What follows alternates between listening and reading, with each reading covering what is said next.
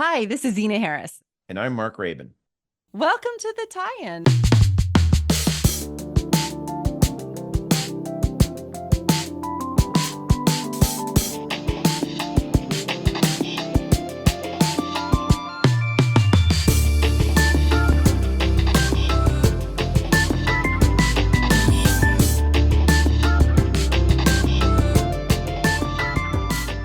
Hi, everyone, and welcome to the tie-in. Today, we have a slightly different angle. We're speaking with authors Steve Willis and Jan Lee to talk about climate storytelling and their climate fiction book, Fairhaven, a novel of climate optimism, which launched at the Hong Kong International Literary Festival in March 2024.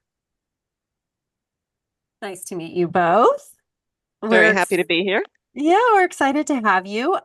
Okay, so Steve, just to kick us off, I read you're an engineer, an innovator, and Jan, which is your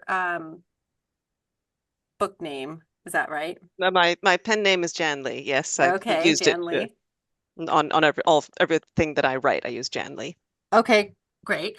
You have a background in corporate sustainability. So I'm curious how the two of you met, first of all, and then how did you come to decide to write this book? Okay, so as you say, I'm a chemical engineer. I've been working on large-scale environmental projects out here in Asia for 20 odd years. When COVID came around, I wrote some short stories and did some work with the Green Stories team in Southampton in the UK and Southampton University. And coming out the back of that, I found Genevieve, Jan Lee on LinkedIn. So we chatted a bit on LinkedIn and collaborated on a couple of stories. And when we got to the end of that, Jan said, well, what do you want to do next? I said, well, actually, I've got this novel. And so she had a read of the novel and said, well, it's very interesting, but it needs rewriting. And I will rewrite it with you. So we collaborated boldly on a very large project. How long did you guys know each other before you jumped into writing a book together? I mean, we didn't actually meet each other in person until the day before the book was launched. So the Oh, entire thing was done by Google Meet or Google Meet calls and a WhatsApp thread, which is at this point, thousands and thousands of messages long. amazing. And that's not every day, but some days. Yeah, Yeah, exactly. yeah. Well, I feel like, this genre of cli-fi is like I mean, I feel like it's kind of new. Is it fairly a new genre? It's fairly new. I mean, we've had some climate fiction relate, or say science fiction books or future books that address the future, which include climate change, but they've been few and far between until the last few years. And I think the term climate fiction didn't really start to show up until probably 3 or 4 years ago, and it didn't really enter the mainstream until 3 or 4 years ago. Probably the big one that most people are aware of is Ministry for the Future by Kim Stanley Robinson. He's the author of the a lot of the Mars books, Red Mars and Green Mars and so forth. And since then we've also started to see quite a lot of the other say mainstream science fiction authors getting in on the game. The Neil Stevenson, for example, famous for Cryptonomicon and Seven Eves and so forth. He wrote a book called Termination Shock. Now, what you can probably tell from that one is that it's more typical of climate fiction, which is not particularly optimistic. And a lot of the events that happen in your kind of your mainstream climate fiction books, if I can call cli-fi mainstream by this point, is that they're extremely bleak. I just read what one called The Comforting Weight of Water, in which like it's far beyond apocalyptic. There's constant rain and everybody's retreated to these crumbling villages, and like that's it. That's kind of the whole book. So this was something that when Steve approached me to talk about writing optimistic climate fiction, that was something that obviously I was very interested in because, if we just give up now, well, then that's it. And Yeah. this is something we want to show that that there is actually still a lot you can do and make that accessible via storytelling. Why Yeah, do you think? absolutely. If you despair, you will definitely fail. Yes, exactly. Right, right. Mhm. Why do you think there was such a gap there? Um, is it that we're just more prone to kind of thinking, Yeah, I negatively or mean, about negative outcomes? Or why do you think this there was a is gap? this is frankly the constant struggle of the utopia versus dystopia models. I mean, if you look at how many dystopic novels there are, I don't know, 1984, Brave New World, all the famous ones. But there's only one Thomas More's Utopia. Was it Thomas More? Anyway, the original Utopia book, which itself was actually a satire of the current society. And quite simply, it's harder to write uh, stories where everything goes fine because there's no conflict. So that was something we also had to work out, is how to make sure that there's still conflict, that the characters are encountering challenges and overcoming them.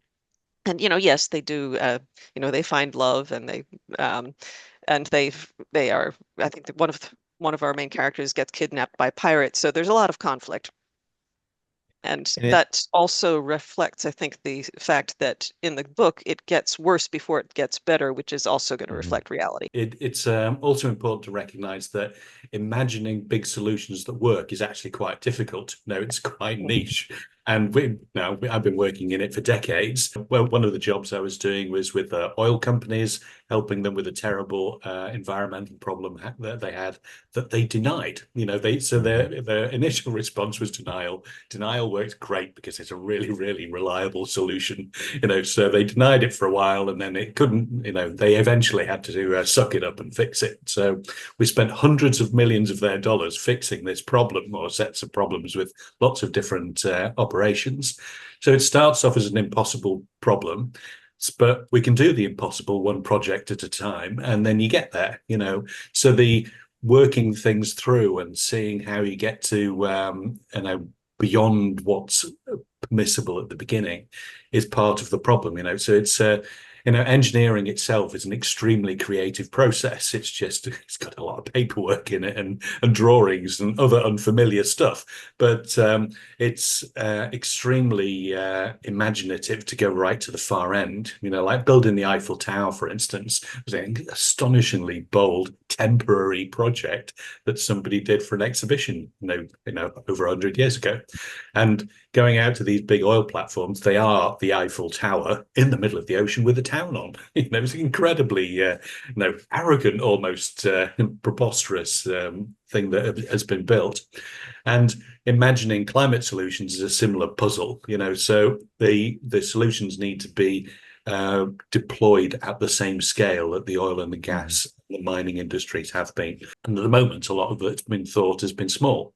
And that's part of the reason that we also struggle with how do we resolve the climate crisis, because the things that people are familiar with are little, and people instinctively know it doesn't add up. So then they despair and reach for another donut, so you end up with this, oh, it's just too hard, I don't want to think about it.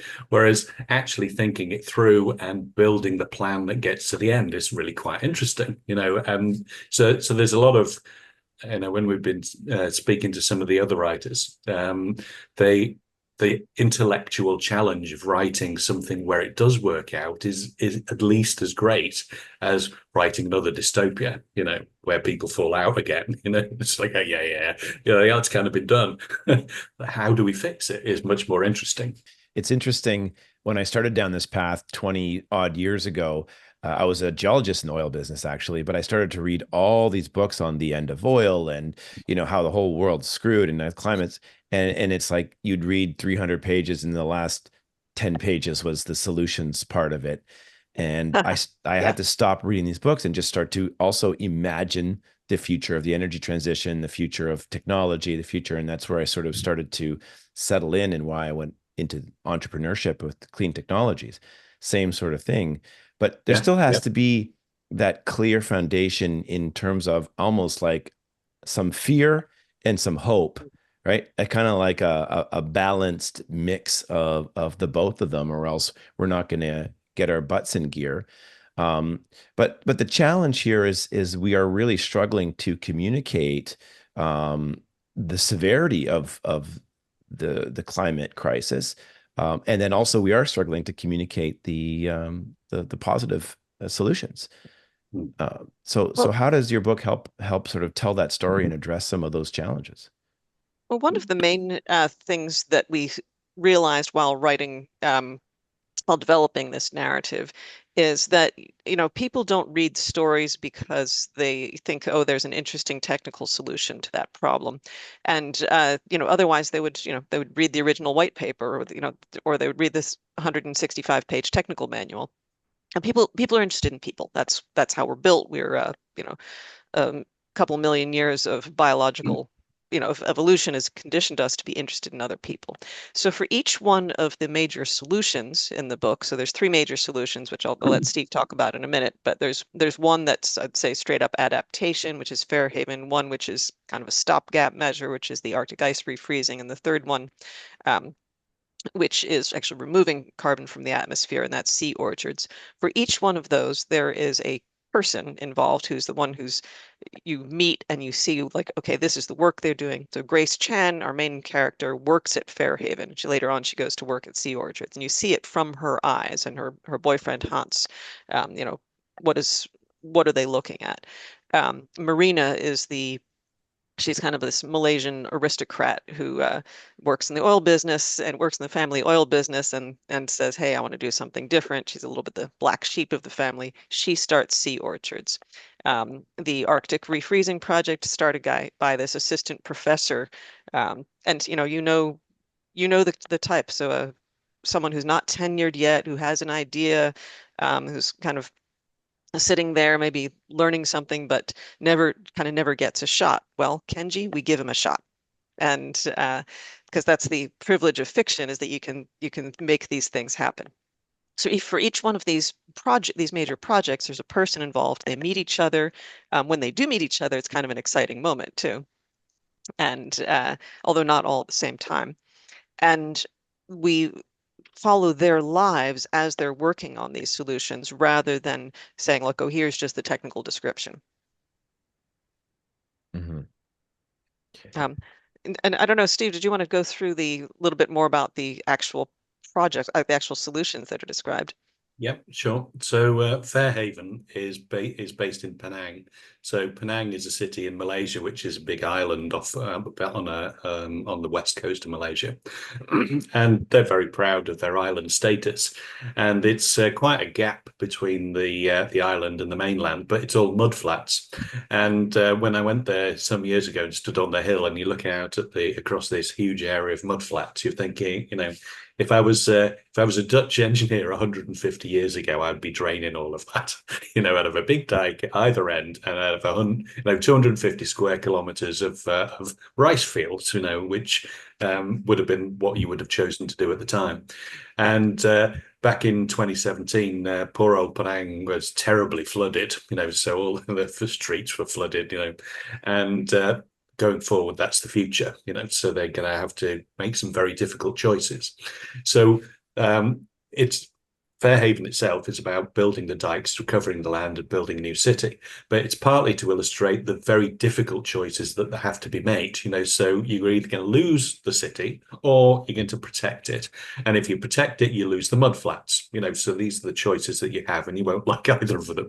But you have to choose. Not choosing is not an option. Mm-hmm. So that's the principle of Penang, and then it becomes the capital city for Asia, Southeast Asia, because as sea level rises, and the projections for sea level rise are fairly stiff when you speak to the people who are working on the glaciers, you lose Jakarta. Jakarta's a goner anyway. You lose half of Kuala Lumpur. You probably lose Singapore in the end because they can't build the walls high enough. Bangkok's gone. Most of Shanghai's gone. A big chunk of Vietnam's gone. So the impact of that across the cities of the region is very large. So in the fictional scenario, it's like you retreat to a central place which you can defend for 200 years, and we're going to stand this ground for 200 years and work it. So that's the adaptation point. And it also allows the coastlines north and south to be protected, so you can protect the rice fields, because it's not economic to do it unless you can tie it back into the other big area, you know. So that's Fairhaven as an adaptation project. The refreezing the Arctic, there's actually 4 little teams working on this, and it's a simple idea of you going to the Arctic in the winter with an ice-hardened tug, and you pump seawater onto thin sea ice, and you make thin sea ice into thick sea ice. And it's like combine harvesters almost, where you're running through the ice and you're making thin ice into thicker ice. And the thicker ice lasts multiple seasons and allows you to, first of all, reduce the shrinkage rate, stop the shrinkage rate, and then ultimately regrow the Arctic ice. And the albedo reflects the sunlight coming into the earth in the summer and reduces the heat coming in. So it's a very effective way of managing it without spraying sulfates into the atmosphere, which is unproven and risky. So, and that's a separate thing. We'll definitely need to understand that better in order to make an informed decision. And banning doing any work on it is not a way of understanding it better. So the precautionary principle in those situations is going against you. And then the third one, the sea orchards, is a large scale restoration project, so ocean restoration project. And we're doing this one in real life in Malaysia. So it's about taking pieces of old oil rig and doing rigs to reefs projects with them on the seabed. So there's some small pieces of work have been done here, and we're looking again at doing big ambitious scale projects. And there's 3 or 4 different ocean focused projects at very large scale, which all interconnect with one another. Sorry, I've been monologuing. Yeah, that's great. Yeah, I mean, that's an incredible way to look at hopeful solutions. Well, it also comes with practice, interestingly. So, my friend Jerry, we're engineers, and when we started looking at climate properly, he come up against a really lot of difficult questions, but we'd accidentally found a very large climate solution while working on a different problem. I think, well, okay, we'll have a proper go and see what we can do. And we set up Herculean Climate Solutions as a consultancy to do this. And we have a list of like 100 things which would work at really big scale, and you can get some of them working in companies and some as startups, but startups is really hard. But we've got a great big pile of things, and writing them into stories is a good way to use them, rather than leave them in the drawer, and when you start working them, they become a large visualization of the future that works together. It's quite interesting. Well, I was just, so you're taking actual climate solutions, like real world solutions, incorporating them into your fiction writing in this story. The people are fictional, but the solutions are real. Got it. But they are not being done in real life at the scale that they're depicted in the book. Okay. So those 4 small teams in the Arctic are nothing compared to what Kenji is attempting in the book. And as a matter of fact, that's something interesting you asked a minute ago, Mark, about Steve's from the engineering background, I'm from the corporate background, and that's turned out to be a fantastic, say, complementary set of skills, because a lot of the times, Steve mentioned, an engineer comes up with this big dream. It's a great, we can work out all of the technical details on paper, but how does that work in the corporate world? How does it get funded? How does the decision get made back in the headquarters? Who are the other people who are needed to make it happen? And since, I've spent my entire career as a corporate bureaucrat, so I've seen how those decisions are made. I've been in the boardroom many times when, I hear people arguing, oh, how are we going to do this? How are we going to set up the structure? And so you'll see that a couple of times reflected in the book where, the board meeting is happening. How are they going to set up the wholly owned subsidiary? Is that going to be independent? Who's going to be on the board of directors? How does it get funded? And, is there a HR person? That in turn turned out to be something that we very much ended up liking about the final product, is that it shows a lot of, when we say ordinary people getting involved in climate solutions and solutions that address climate change. So if you're an accountant, if you're a fisherman, if you're a an HR manager, you can also be part of the solution. And so we want people to be able to see themselves in this. Yeah, This is one of the things that Zena and I talk a lot about, especially in film and entertainment. I know. I We know. we do have some film and entertainment people in the book as well. They're not always as positively portrayed as the corporate bureaucrats, I have to say. Yeah. Well, So the one of the original concepts. So the Fairhaven's actually the second book I've been involved in. So the first one we did with Green Stories is called No More Fairy Tales. So this was written for COP27, and so it's a collection of 24 positive outcome short stories, and I have a hand in about 8 of them. And my original concept was we want to write Black Mirror for climate, so it's like Black Mirror, Green Mirror, but where they're climate stories, and not climate stories where everybody dies in the end and it's all horrible, but climate stories where they work hard and they get there in the end, and they solve the problems. That's been kind of the internal model I've had, if you like, where you have a little story arc and there's interesting things have occurred, and it's better at the end than it was at the start, and the writing it with TV in mind has also been part of the part of the project, if you like. It's like setting it in Penang. I actually went to Penang a couple of years ago, and so okay, well, this is the building where the place they're going to live is. So I found the real estate agent and got myself a tour around this building and the big apartments on the top floor. Absolutely fantastic view, and it really sets it in your mind, and it's like, okay, so this is where they live, and that's the the food court where they all eat, and that building there, the old colonial building, that's where the office is, because, and so you're like setting all of these in your mind to make it easier to write.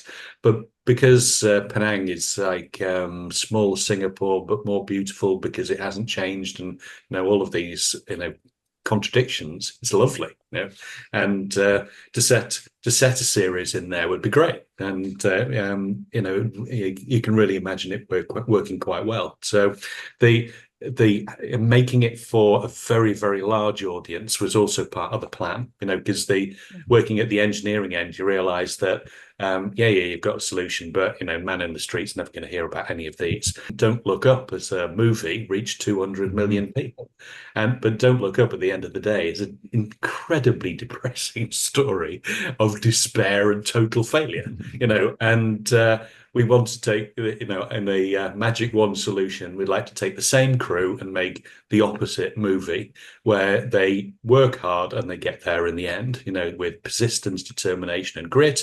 They manage to resolve the problems. And with a few love affairs along the way. I mean, yeah. Why but not? somebody else is going to write that bit. Why not? Well, this idea, or this climate storytelling, I don't know if you it's everywhere now in film and TV world. Folks are thinking a lot about it. There's a lot of money going into it. Studios are thinking about it. So it's quite a hot topic right now Well, may I mention that Penang is a very economical place to do a shoot. So if you happen to know any Hollywood people. At least behind the scenes right now, right? It's not so mainstream yet, but it's the rumblings are starting to in the writers' rooms and behind the scenes, as well as the producers and executives, right? There's a key point about the climate fiction that's I've seen on TV and read and so on, is that it all too often the solutions that are chosen don't work. It's and you miss such a great opportunity to write in something that would work, because very frequently there's something in approximately that space which could have been used exactly the same within the story that could have worked, so all these little magic balls that fly into the sky kind of things that occur, come on, that just doesn't work, and it ruins the credibility of the story. So having said that, I just pulled up the chart here. I don't know. Did you guys make this chart or did someone else make this Yeah, chart? yeah, I did. Okay. That's Yeah, this is what Maybe, happens when you let an engineer look at pioneer literature. Well, right. walk us through. Yeah. Yeah. So when we were pulling Fairhaven together, I had this piece in my back of my mind, so like what else is on the beachhead? What else is in this market space, if you like? And I had it in my mind that there was lots of bad stuff, but what else is there? So I developed this chart, which has got utopia and dystopia on the Mhm. horizontal axis and plausibility and implausibility on the vertical axis. And there are other cuts, but I simplified it down to this. And on the top left-hand corner, we've got plausible dystopias, and there's lots of those. So you've got Mad Max and The Road, and Soylent Green, and Handmaid's Tale, and lots of great stories, absolutely great stories. And then on the opposite side, you've got implausible utopias, and Star Trek is the main one of those. It's really quite difficult to put things into this corner. Mhm. But the Star Trek is in this corner because you can't get there without going through the Third World War. So it's quite an interesting. It is there, but it's got its own big hurdle to get through. And then on the bottom left corner, you've got implausible dystopias. So Snowpiercer is a great story, but it's a train, isn't it? First episode, it derails. It's a train. And it's really quite funny that it's been such a persistent story. It's like, well, who's building the bridges? What do when you've got an avalanche over the tunnel? And that all that very basic stuff. And I'm thinking about the original film rather than the series. And then on the top right hand corner, we've got stories that are decent livable futures and are plausible. And there's almost nothing in that corner. There's no films in that corner. So there's Fairhaven and Ministry of the Future, which was the Kim Stanley Robinson story that we mentioned before. And I do want to the mention that Kim Stanley Robinson's book is not exactly a utopia, since 20 oh million no, people die in a heat wave in the first chapter. yeah, Mhm. yeah, he doesn't pull his punches. Mm. Where Not at does all. Don't Look Up fit in here? I don't see it here. Well, I used utopia and dystopian film lists from Wikipedia just to try and draw it back down. And I puzzled about where um, Don't Look Up is in this, but it's dystopian and it's implausible, Mhm. So, and where it is on the various scales, yeah, and it's a very personal scoring, so Right. we can have another session arguing about where they all need to be. Right. Well, Although we do know that there have been multiple meteor impacts that have, oh wiped yeah. out a significant portion of all life on Earth over the last Oh, Yeah. absolutely, billions of years. absolutely. Yeah, yeah.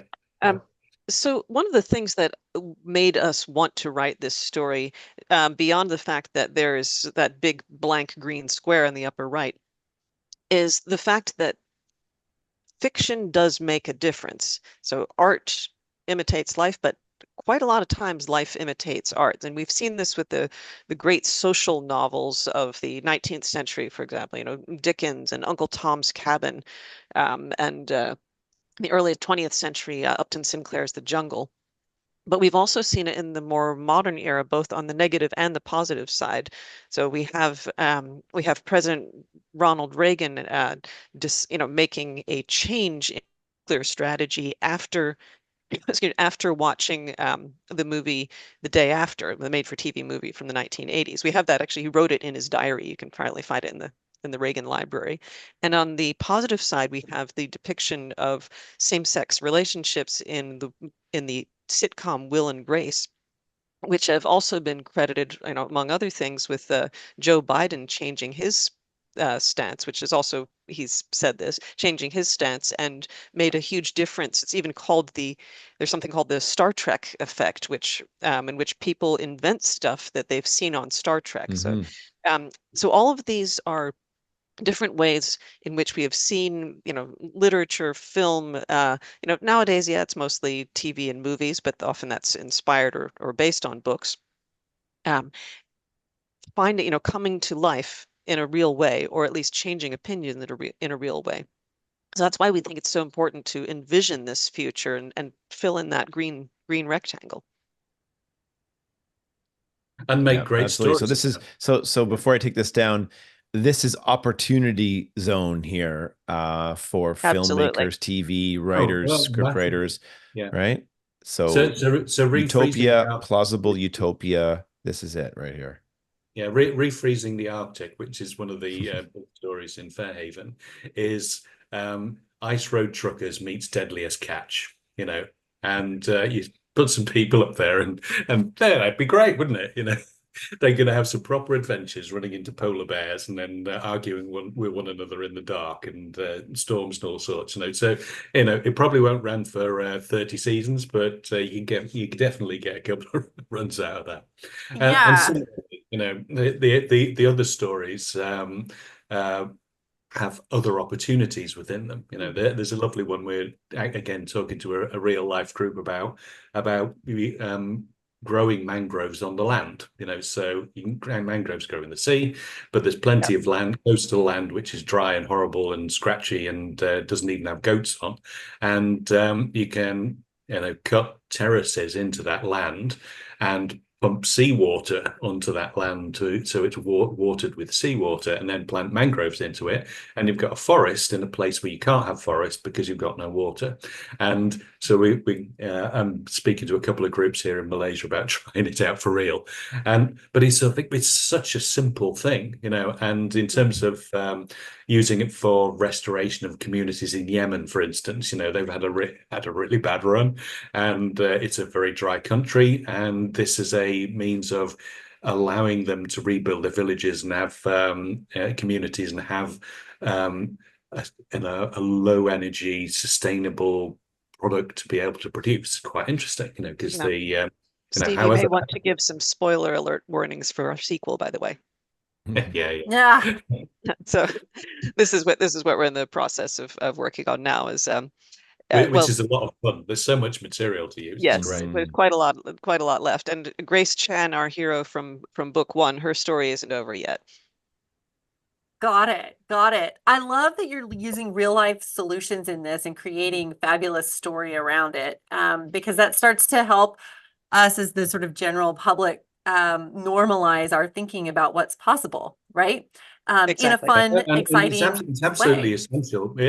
As the more I've used it, fiction is a brilliant way of doing engineering work. Because when you're as a modeling tool, it's like, this is roughly what I want to do, and obviously there's going to be some hurdles to get over in year 2, but let's ignore those and look at year 5, and what does it look like in there? I think, oh wow, I've skipped another hurdle in year two altogether. I don't need to worry about that problem because I've found the solution by imagining it a bit further. And then what's it like in year 10 and year 25 and so on? And then is it big enough? Have we managed to shift enough carbon to be able to do the things that need to be done? And it's really, as you can tell, it's exciting and interesting, but also a very engaging process. And doing the back of the envelope calculations to understand that is great, because you think, oh, actually, I can buy one of those today. You can look it up on the internet and buy a pump of The that size, no problem.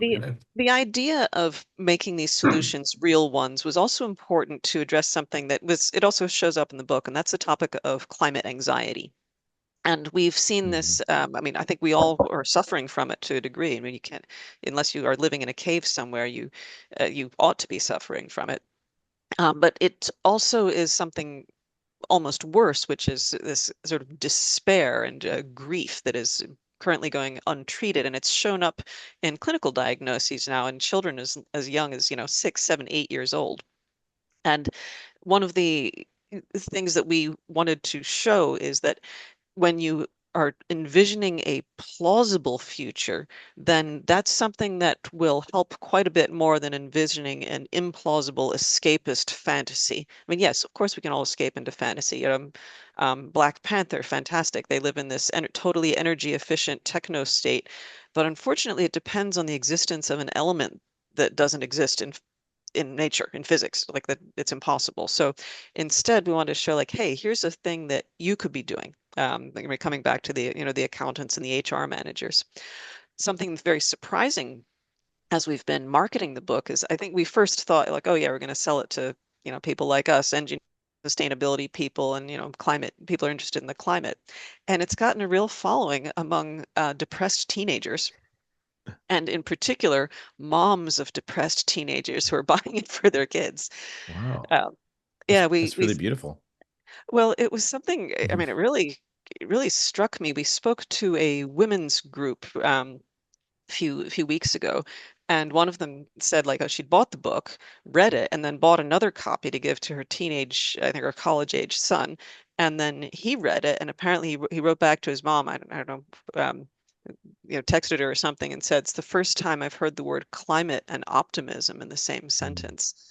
I thought, oh God, yeah, I really think about it. That's an unexpected result of publishing the book. Mhm. But on one hand, yeah, we'd love it if we have a real life counterpart of our Japanese industrialist Ito-san who decides to fund the Arctic project.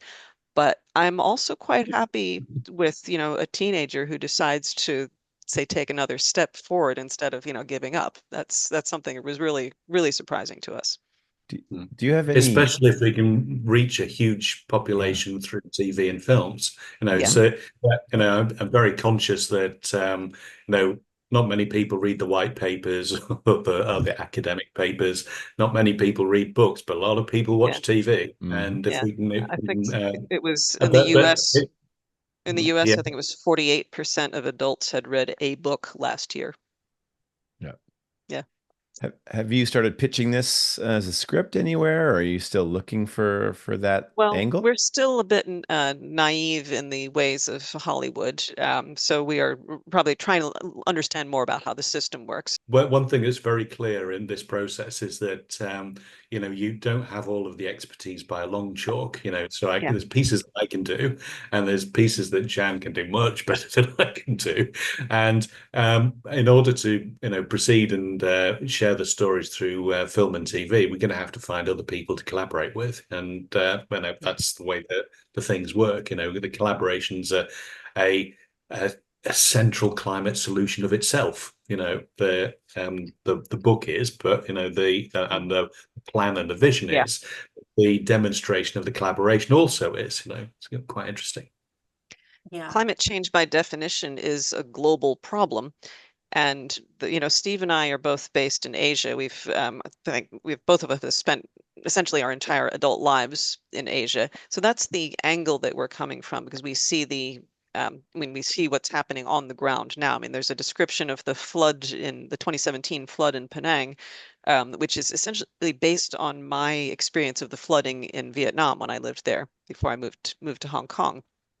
But on the other hand, we know, of course, that it's mostly not Asia, which is responsible for the emissions, and it's mostly the United States, which is the great mass media cultural powerhouse. And on the other hand, it's mostly the EU that is setting the standard in, the regulatory environment. So how do we bring these things together? The solutions from Asia, the people from Asia, the impact that the United States can have, I'd say the techno wonks of EU. These are these are ways that we really need to think about working together. So, and not to mention, of course, the extremely interesting possibilities that we're seeing out of Africa right now, both northern and also sub-Saharan Africa. So I think there's a lot of potential there. But yeah, bringing them together, yeah, I'll just recreate the UN. That'll work. Hmm. Yeah. Yeah. Yeah. In meaningful collaboration instead of Mhm. just surface level, we had a chat, therefore we're collaborating kind of style. That tends to be prevalent. So meaningful collaboration is really where it's at. And it all starts with the story, which is what you have. So that's just, That was very clear from the beginning. It's like okay, let's make some climate mirror, green mirror stories. Okay, Mhm. well, if you're going to do that, you have to have some stories, and they have to yeah, be written down. Just bobbing around in your head is insufficient for this task. So it's like, okay, so if I can do that, and then there's a series of ifs, and we're about 24 through the line of ifs, and there's a few more to go. But we've got through an awful lot of if gates, and we made great progress. yeah. Mm, Well, Fantastic. if, big if, you were to create a new playbook for all of this, maybe global collaboration, positive storytelling, what would be the first guiding principle you would have about sustainability or collaboration in that playbook? And a playbook for people in the media world, you mean? Yeah. So Yeah. it would be describe solutions that are as big as you can imagine that could actually work, and that would be it. That's it. That's it. And then color in all the rest of it, but make sure that your solution you're describing would work. Um, Amazing. I have one more question. So one of the big things around communicating the complexity and the hope of climate change and the solutions, do you have any other catchphrases that your characters repeat over and over again, or that are cascaded to the greater population in the book? Because that's what we're really Well, missing, some of these new sort of like catchphrases that we could cascade through the population. I mean, probably the biggest one I would say is just ask. I mean, this is something that our main character, Grace, she's been an expat kid, kind of living in well, living all over the world with negligent parents, and feels abandoned, feels like she doesn't have the right to ask for help. Hmm. And Mm, by part of her character arc is her learning how to ask for help from mhm. other people. But that just ask is also something that I've seen work on a corporate level as well.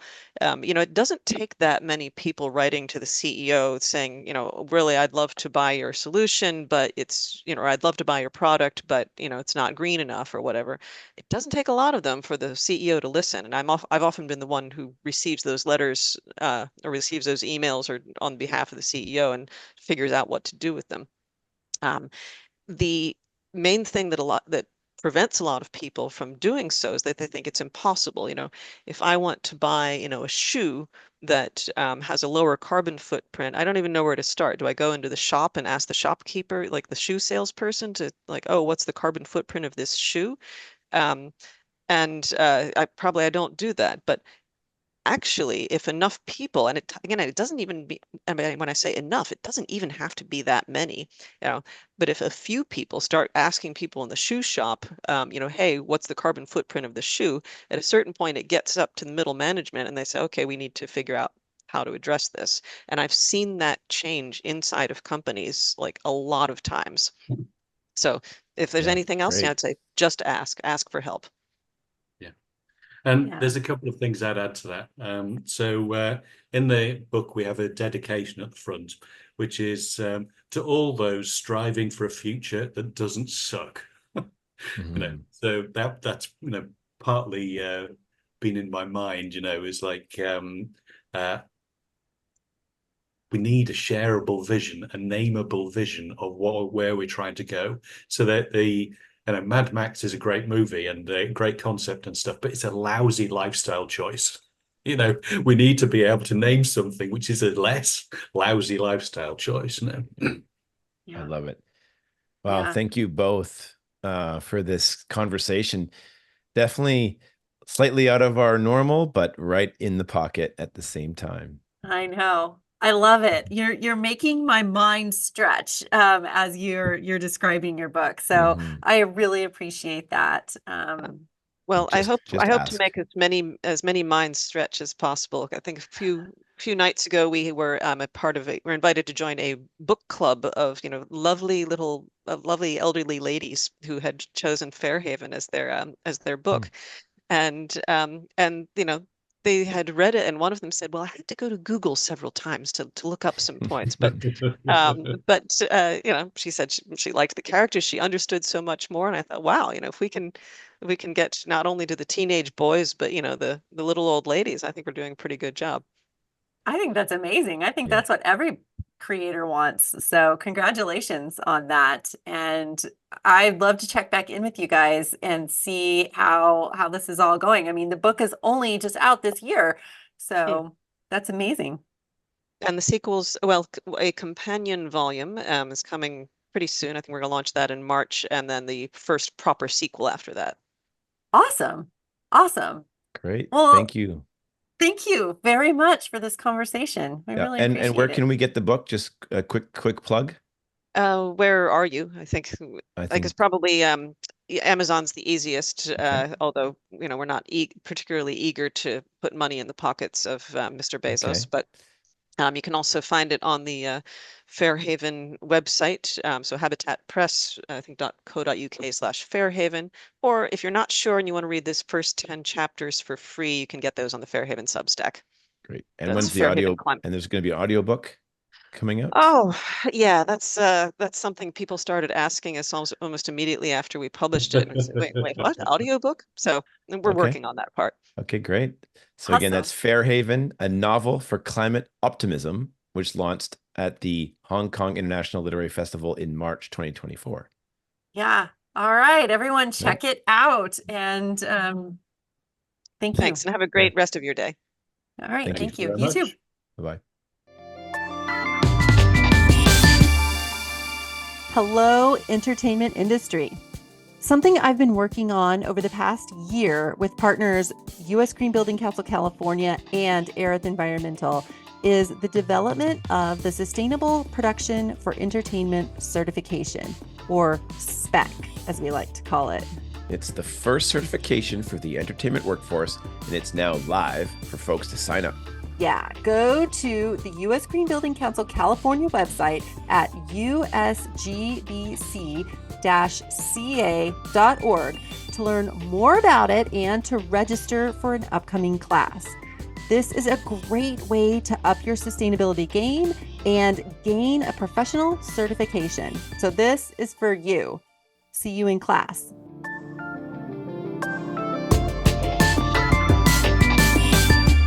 Our designer is Aaliyah Kane. Music is by Peter Chapman. Our producer is Colin Miller.